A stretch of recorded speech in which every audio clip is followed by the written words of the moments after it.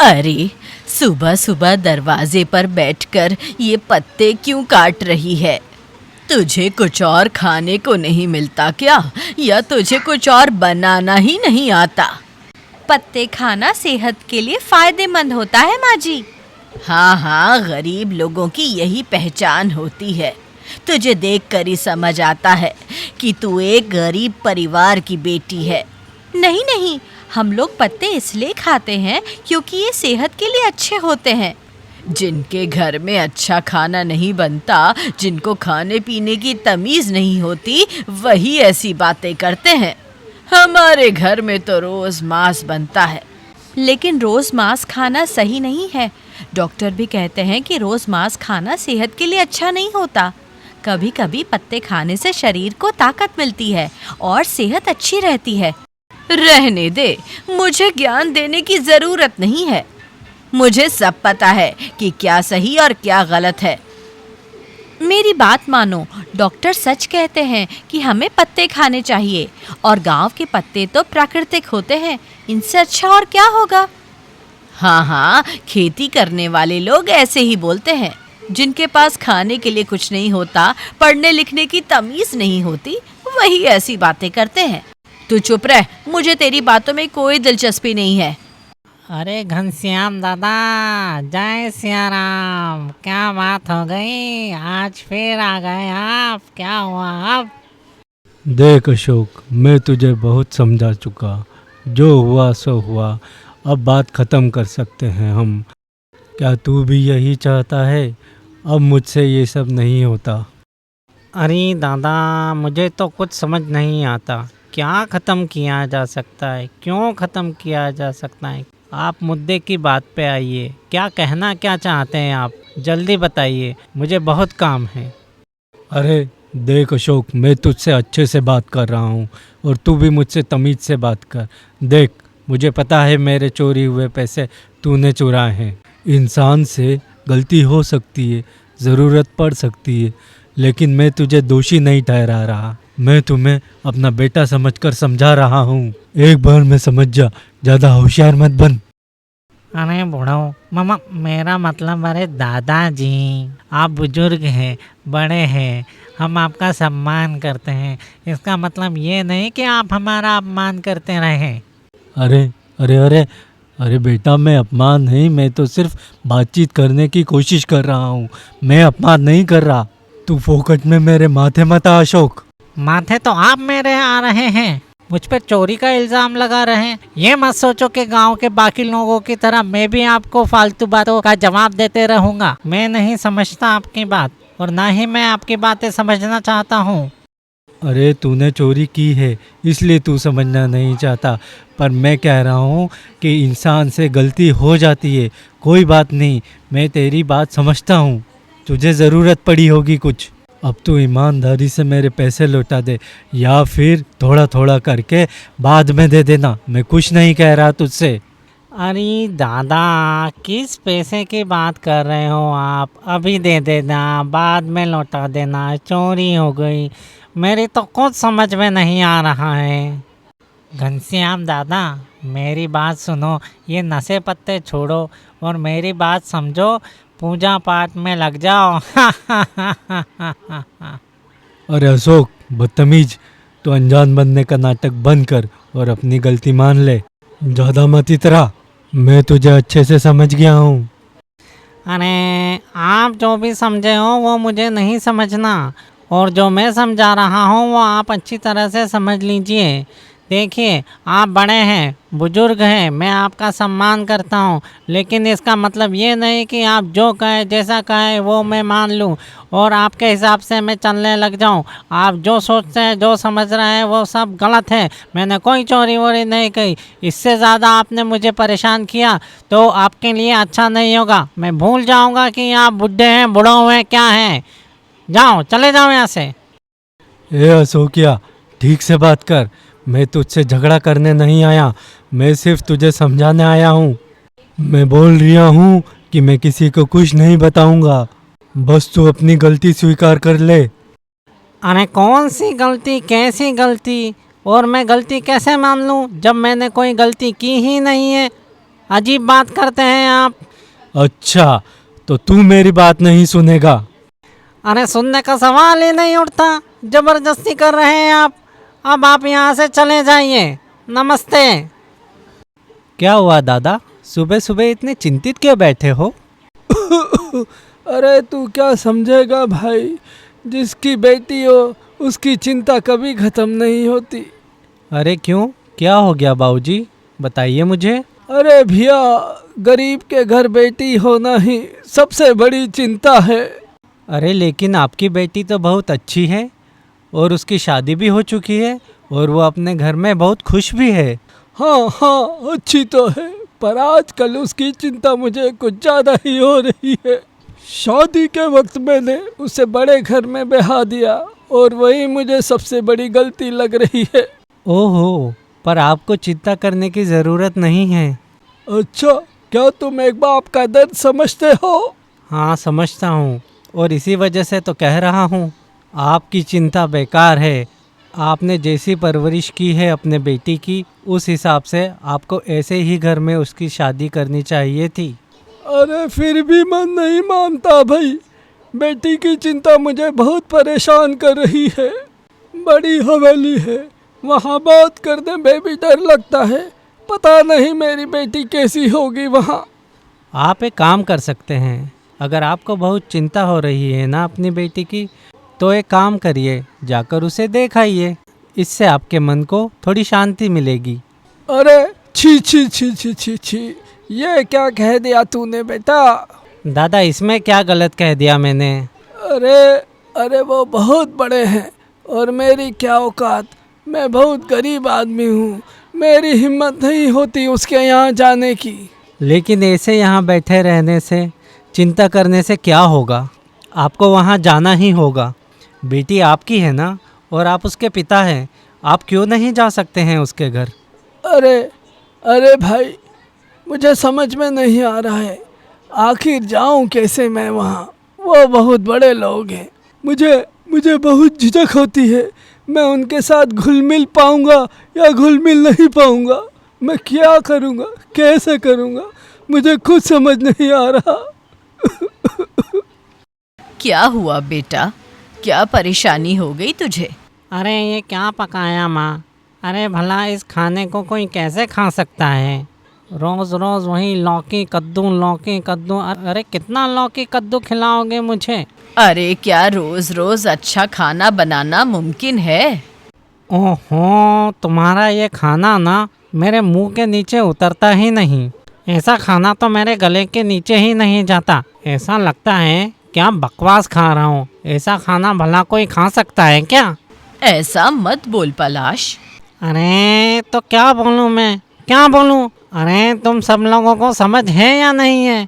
तुम सब लोग बुद्धू हो, बुद्धू। तुम्हें क्या लगता है तुम जो भी दोगे वो मैं खा लूँगा? चिल्ला मत पलाश, तुम्हारा चिल्लाना सुनने के लिए मैं यहाँ बैठी नहीं हुई हूँ।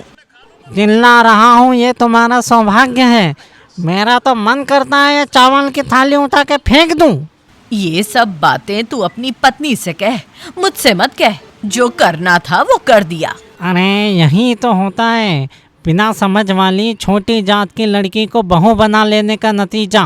छोटी जात वाली गरीब लड़की गरीब खाना ही बनाएगी, वो कभी अच्छा खाना नहीं बना सकती। ये तो स्वाभाविक है और उससे उम्मीद भी क्या की जा सकती है। लेकिन रोज मांस खाना सही नहीं है। मैंने ना इस गरीब लड़की से शादी करके बहुत बड़ी गलती कर ली। अरे तुमको पता ही नहीं तुम्हारा पति क्या सब्जी पसंद करता है। रोज रोज यही सड़ी गली सब्जी खाकर मेरा दिमाग भी सड़ गया है। तुम एक गरीब घर की लड़की हो, तुम्हारे माँ बाप ने तुम्हें सड़ा गला खाना खिलाया, इसलिए तुम हमें भी सड़ा गला खाना खिला रही हो। मेरे पिता के बारे में कुछ मत कहो, मुझे बहुत दुख होता है।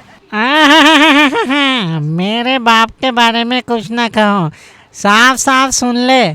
जो बाप पैसों के लिए ना अपनी बेटी की शादी बड़े घर में करता हो ना, वो बाप ये नहीं सिखाता कि अपनी पति का कैसे ख्याल रखा जाए। क्या वो बाप कहलाने के लायक है? उस लालची बाप को बाप नहीं, पैसों का राक्षस कहलाना चाहिए, राक्षस। रात के समय ऐसे मुंह लटकाए क्यों बैठे हो? अरे मैंने सही किया या गलत, कुछ समझ में नहीं आ रहा मुझे। मैंने कभी भी तुम्हें काम की वजह से इस तरह से उदास नहीं देखा। फिर ये क्या नया है? अरे चोरी करने का काम बहुत हो गया है, अब बस उसी के बारे में सोच रहा हूँ। लेकिन अब जब हो ही गया तो सोचना किस बात का? अरे सोचने में तो आ रहा है पुष्पा, तुम नहीं समझोगी। ये चोरी का पैसा कब तक रहेगा पुष्पा? और इसके अलावा घनश्याम दादा को चोरी का मामला समझ में आ गया है। वो तो मैं जैसे तैसे बचकर निकला हूँ। तो अब क्या करने का सोच रहे हो? देखते हैं क्या कर सकता हूँ। सुनो, मेरे पास एक उपाय है। हैं उपाय? बताओ क्या उपाय है। तुम कल बाबू के पास जाकर उनसे माफ़ी मांगना। इस तरह माफ़ी मांगना कि अविनाश बाबू समझें कि हम सच में पछता रहे हैं और वो हमारी माफ़ी स्वीकार करें। क्या क्या कह रही हो? क्या तुम घनश्याम दादा को इतना सीधा समझती हो?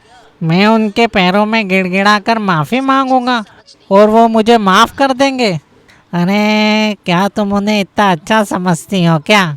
तुम अभी तक उसे अच्छे से समझ नहीं पाए हो। बाहर से जितना वो शक्तिशाली है, अंदर से उतना ही मूर्ख है। अगर ज़रूरत पड़ी तो तुम झूठी कहानी भी बना सकते हो और इस तरह से बताओ कि वो उसे सच मान ले। फिर देखो वो कैसे धीरे धीरे तुम्हें माफ़ कर देगा। तुम्हारा तर्क सही लग रहा है, वो भी कुछ ऐसा ही कह रहा था। ठीक है, मैं उससे बात करूँगा। ओ माँ, पापा आ गए। पापा आओ आओ। पापा इतने दिनों बाद क्यों आए हो? तुम्हें बिना देखे भला मैं रह सकता था? तुम्हारी बहुत याद आ रही थी, इसीलिए मैं आ गया तुम्हें देखने के लिए। तुम ही तो मेरी एकमात्र बेटी हो। पापा तुम कैसे हो? तुम्हारा स्वास्थ्य तो ठीक है ना? हाँ हाँ बेटा, मेरा स्वास्थ्य ठीक है। तुम बताओ बेटा, कैसी हो तुम? हाँ, मैं भी ठीक हूँ। तुम अपने बारे में बताओ पापा।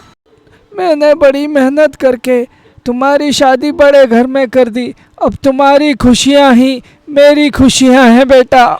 अरे सुबह सुबह ये बाप बेटी में क्या बातें शुरू हो गई? इनका ये ड्रामा कब तक चलेगा मैं नहीं जानती। सुबह सुबह कोई काम नहीं है, घर में आकर ड्रामा कर रहे हैं। अरे अरे आप कैसी हैं? मेरे अच्छे या बुरे होने से आपको क्या फर्क पड़ता है? आपने जब अपनी बेटी हमें सौंप दी तो अब हमें इसे अपने सर पर ढोना ही पड़ेगा। अरे अरे ऐसा क्यों बोल रहे हो? क्या मेरी बेटी से कोई गलती हो गई है क्या? अभी तक इसने ये नहीं सीखा कि हमारे घर में खाना कैसे बनता है, बड़े घर में कैसे रहना चाहिए। ये शिष्टाचार भी नहीं सिखाया तुमने अपनी बेटी को। अगर तुम लोगों ने इसे कुछ सिखाया होता तो इसे पता होता कि पति की सेवा कैसे करनी चाहिए। अरे देखिए, मैं हाथ जोड़ के क्षमा चाहता हूँ। हम तो गरीब घर के लोग हैं, इसीलिए वो शायद कुछ गलती कर बैठी है और शायद मैं उसे सही से सिखा नहीं पाया। मैं उसकी गलती के लिए आपसे हाथ जोड़कर माफ़ी चाहता हूँ। आप उसे क्षमा कर दीजिए। बस थोड़ा सा समय दे दीजिए, वो सब कुछ सीख जाएगी। विश्वास कीजिए, मैं जानता हूँ बचपन से उसको, वो सीखती बहुत जल्दी है। बहुत अच्छी लड़की है, असल में आदत नहीं पड़ी होगी, इसीलिए थोड़ा गड़बड़ कर रही होगी, लेकिन धीरे धीरे वह आपके माहौल में ढल जाएगी। कहिए अपनी बेटी को कि जल्दी समझ ले। ज्यादा देर की ना तो मेरे बेटे का मन बदल जाएगा। फिर क्या होगा मुझे नहीं पता। आप लोग उसे माफ़ कीजिए। मैं उसके किए की माफ़ी मांगता हूँ। क्या घनश्याम दादा, जयराम जी की आपसे कुछ काम था प्रभु। अरे सुबह सुबह तू आ गया। तो क्या सोच कर आए हो?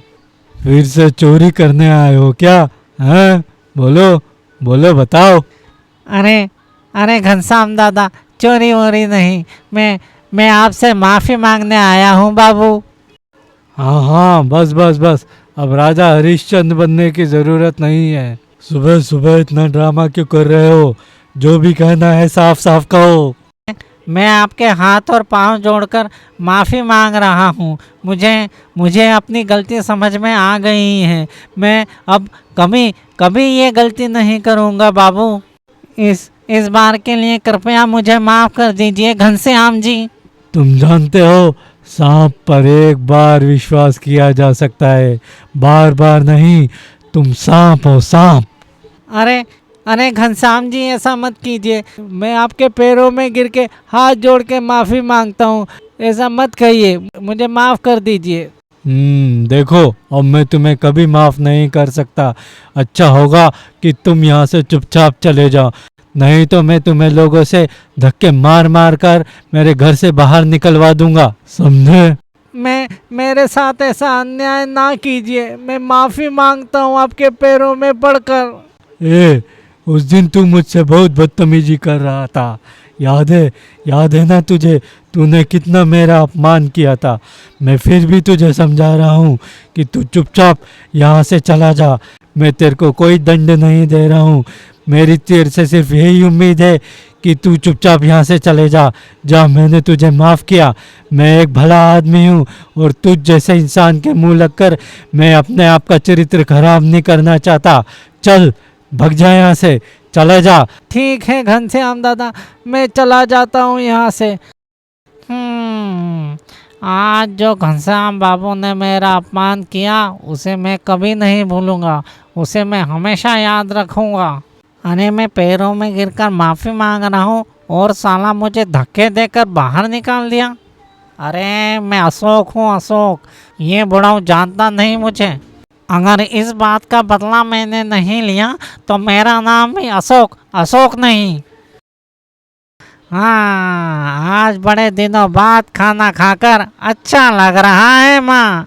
इतना बढ़िया खाना बनाया था तुमने आज। हाँ, अच्छा तो लगेगा ही। तू तो पकवान खाए बिना रह ही नहीं पाता, और जब से तेरी शादी हुई है तब से तो इस घर में पकवान ही नहीं बने, लगभग बंद हो गए हैं। पापा, तुम भी थोड़ा खा लो ना, मैं आपको प्लेट में लगा के देती हूँ। अरे ये क्या कर रही हो? तुम्हें समझ नहीं आता क्या? माँ, मैंने अब क्या कर दिया? अपने पापा को पकवान खाने को मत दो, उन्हें सिर्फ दाल चावल खिलाओ। पकवान खाने की उनकी औकात नहीं है। ये क्या माँ जी, आप लोगों को इस तरह से बात नहीं करनी चाहिए। अब तुम हमें सिखाओगी कि बात कैसे करनी चाहिए? हाँ, चुपचाप जो कहा वो करो, ज्यादा बोलोगी तो अच्छा नहीं होगा। मेरे लिए मेरे जन्म देने वाले पापा सबसे पहले हैं। उनका अपमान मैं सहन नहीं कर सकती, और आपको कोई अधिकार नहीं है उन्हें अपमानित करने का। छोटे घर की लड़की, तुझे इतनी समझ कहाँ से आ गई? पापा ने सिखाया होगा। क्या? अगर आपने मेरे पापा के बारे में एक भी बात कही ना, तो कल मैं घर छोड़कर चली जाऊंगी। तुम मुझे धमकी दे रही हो बहू? ये धमकी नहीं है, जो सच है वही कह रही हूँ। अच्छे से सुन लीजिए। अरे ऐसे मत कहो पुष्पा, और तुम गुस्से में क्यों हो? थोड़ा शांत हो जाओ। ऐसा गुस्सा क्यों? और माँ, तुम भी थोड़ा शांति से बात कर सकती हो ना? ऐसा हाबड़ ताबड़ गुस्सा क्यों कर रही हो? देख, मुझे ज्यादा सिखा मत। जो मैंने कहा है वही होगा इस घर में। एक बार जो कह दिया बस वही होगा। ये आदमी दाल चावल खाने लायक है तो दाल चावल ही खाएगा। ये गरीब आदमी क्या सहन कर पाएगा पकवान खाना? और बहू, अगर तुमसे भी सहन नहीं होता तो चली जाओ यहाँ से। हाँ, जो भी कुछ किया घनश्याम दादा ने मेरे साथ, उसका बदला मैं ज़रूर लूँगा। ये अपमान मैं कभी नहीं भूल सकता। क्या हुआ? ऐसे अकेले में क्यों बड़बड़ा रहे हो? देखो सिमरन, गुस्सा मेरे सर पर तांडव कर रहा है, ब्रेक डांस कर रहा है। अब मुझे और गुस्सा मत दिलाओ। तुम मुझसे कुछ नहीं पूछो, दूर रहो मुझसे। जाओ, चले जाओ। मुझे क्या हुआ ये तो बताओ, गुस्सा क्यों हो? अरे क्या बताऊं, घनश्याम दादा ने आज मुझे भयंकर तरीके से अपमानित किया है। साला धक्के मार कर निकाल दिया मुझे। उसी इंसल्ट को मैं आज बर्दाश्त नहीं कर पा रहा हूँ। तुम्हारी फालतू बातों के मुताबिक मैं आज उससे माफ़ी मांगने गया था, लेकिन उसने मुझे कुत्ते बकरी की तरह धुतकार दिया। जो होना था हो गया, अब तुम इतना गुस्सा मत करो। यही बात तो मैं तुम्हें समझाता हूँ कि तुम्हें जो मैं समझाता हूँ वो तुम्हें बात समझ में क्यों नहीं आती। अब चुप रहो, बस बहुत हो गया, चुप। बदला तो मैं लेकर रहूँगा, घनश्याम दादा को मैं सजा देकर रहूँगा, उसको भयंकर तिरभिन्नाथ सजा दे के रहूँगा मैं। अब मेरी बात ध्यान से सुनो, अभी बदला लेने की जरूरत नहीं है, ये सब सोचना छोड़ दो। देखो, तुमने तो अपनी बात कह दी, अब मैं खुद जाकर एक बार माफी मांग लूंगी, लेकिन तुम उसका कोई नुकसान मत करना। अरे सिमरन डार्लिंग, तुम चुप रहो। तुम्हारी बात सुनकर तो मैं माफ़ी मांगने गया था, क्या हुआ? बोलो बोलो, क्या हुआ? उल्टा अपमानित होकर मैं यहाँ आ गया। अब मैं वही करूँगा जो मुझे अच्छा लगेगा। ठीक है, जो तुम्हें करना है वो तुम करो, लेकिन मुझे एक आखिरी बार कोशिश तो करने दो। मैं खुद जाकर एक बार माफी मांग लूंगी। अरे अरे क्या हुआ पूजा, तू इतने दिनों बाद अपने बाप के घर आई है, पर तू इतनी उदास क्यों है? बहुत बड़ी गड़बड़ हो गई काका, अब मुझे लगता है कि मेरा घर टूट जाएगा। अरे क्या हुआ ऐसा, बता तो सही, बता। बताऊं आपको काका, पापा के जाने के बाद से वो मुझे हर छोटी छोटी बात के लिए अपमानित करती हैं। पापा घर आए तो उनका अपमान करने लगी। पापा ने उनसे बहुत माफ़ी मांगी, लेकिन सच में जब हम खाना खा रहे थे तो वो सब पकवान खा रहे थे और पापा को दाल चावल खिलाने के लिए कहा, और ये बात मुझसे सहन नहीं हुई। मैंने कुछ बातें कह दी और फिर मैं उनका घर छोड़कर आ गई। मैं अपना अपमान सहन कर सकती हूँ, लेकिन अपने पापा का नहीं। मेरी तो किस्मत ही खराब है। जब लड़कियों की किस्मत खराब होती है तो कोई कुछ नहीं कर सकता। किस्मत के सहारे नहीं चलता पुष्पा, अगर हम किस्मत के सहारे सब छोड़ दें तो दिन कैसे गुजरेंगे? लेकिन तुम इस मामले में पढ़कर खुद को अपमानित मत कर लेना। वो ऐसे लोग हैं जो किसी को भी नहीं छोड़ते। अरे मैंने कब कहा कि मैं उनके पास जाऊंगा? तो फिर तुम क्या करोगे? क्या सोच रहे हो? मैं गांव के बड़े लोगों से बात करूंगा, मैं उन्हें सब कुछ बताऊंगा, उनमें बहुत समझ है। गांव के जो बड़े हैं वो ज़्यादा अच्छे से समझ सकते हैं, वो ज़रूर सही फैसला करेंगे। तुम सच में मेरे बारे में इतना सोचते हो काका? अरे तुम मेरी बेटी की तरह हो, मैं तुम्हारे बारे में क्यों नहीं सोचूंगा? मुझे तुम्हारी बहुत चिंता है। तुम चिंता मत करो, जल्दी ही सब कुछ सब ठीक हो जाएगा, मुझ पर विश्वास रखो। अरे छी छी माँ, तुम ऐसा काम कर सकती हो, मैंने कभी सोचा भी नहीं था। अब तुझे क्या हो गया? अरे तुम मेरी बीवी को ऐसे अपमानित नहीं कर सकती थी। तू मुझे डराने की कोशिश कर रहा है? हाँ, तो क्या तुम अपनी गलती नहीं समझ सकती माँ? देखो, मैं उन बातों पर बात नहीं कर रहा माँ।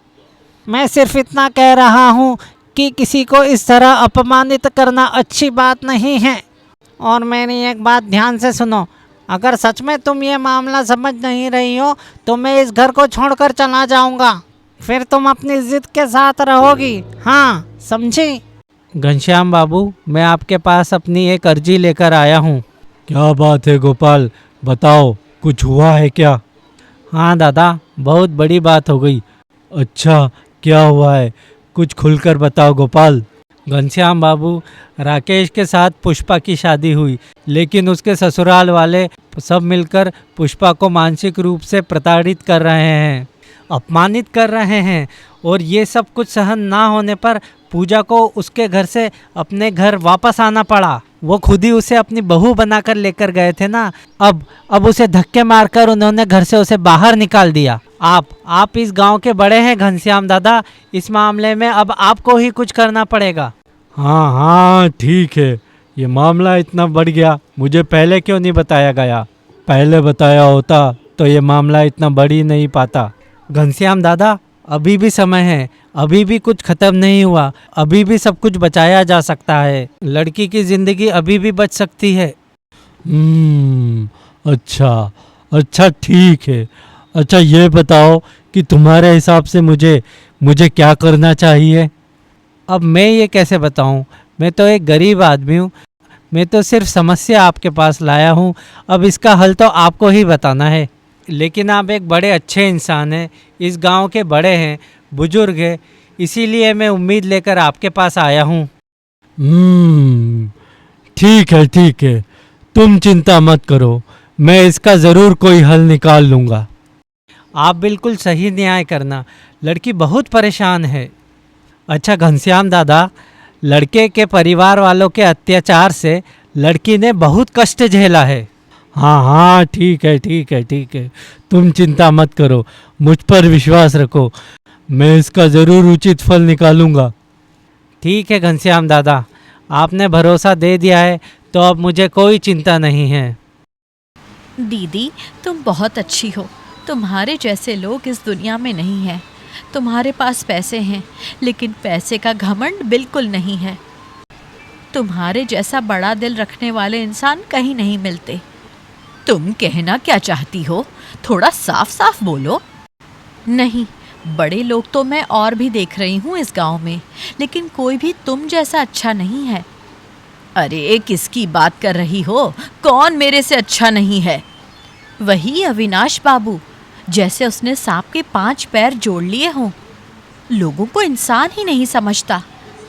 दीदी, बेवजह लोगों को अपमानित करता रहता है। वो आपके जैसे अच्छे लोग नहीं हैं। मैं तो कहती हूँ आप बदला लो तो उसे सज़ा मिलनी चाहिए। हाँ, तो सुबह सुबह मेरे बारे में क्या षड्यंत्र किया जा रहा है यहाँ? अरे सिमरन तुम यहाँ? यही काम है इसका घनश्याम बाबू, सुबह सुबह दूसरों के घरों में जाकर लोगों को भड़काना, उकसाना और लड़ी करवाना। देखो सिमरन, मैं अच्छी तरह से तुम्हारे पति और तुम्हारा ड्रामा समझ सकता हूँ। मैं अब तुम्हें और बर्दाश्त नहीं करूँगा। मैं सब जानता हूँ, मैं सब समझ चुका हूँ तुम दोनों के बारे में।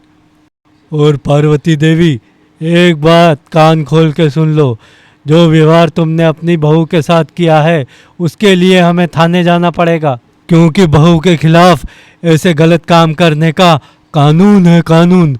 तुम उसके साथ ऐसा गलत व्यवहार बिल्कुल नहीं कर सकती, और हम हमारे गांव में ये बिल्कुल बर्दाश्त नहीं करेंगे। कानून के हिसाब से तुम लोग दोषी हो, दोषी। अब मैं तुम्हें और तुम्हारे साथ के सभी लोगों को थाने ले जाकर हथकड़ी डालने का इंतजाम करता हूँ। नहीं नहीं बाबू, माफ करना। ये बदमाश लड़की मेरे पास आकर बकवास कर रही थी। मेरा ऐसा कोई इरादा नहीं था। और अब मुझे समझ में आया है कि मैंने अपनी बहू के साथ बहुत बुरा किया, अन्याय किया है उसके साथ। अब मैं उसे सम्मान देकर घर लाऊंगी और कभी भी उसे अपमानित नहीं करूंगी। मुझे माफ कर दो बाबू। मैं आपके दोनों पैरों में गिरकर माफ़ी मांगती हूँ। मुझे माफ़ कर दो। अब मैं कभी भी उसकी बात या किसी और की बात नहीं करूँगी। मैंने अपनी गलती समझ ली है। कृपया थाने और पुलिस से बचाओ बाबू। ये सबक आप दोनों याद रखेंगे ना? हाँ हाँ बाबू, ज़रूर याद रहेंगी हमें।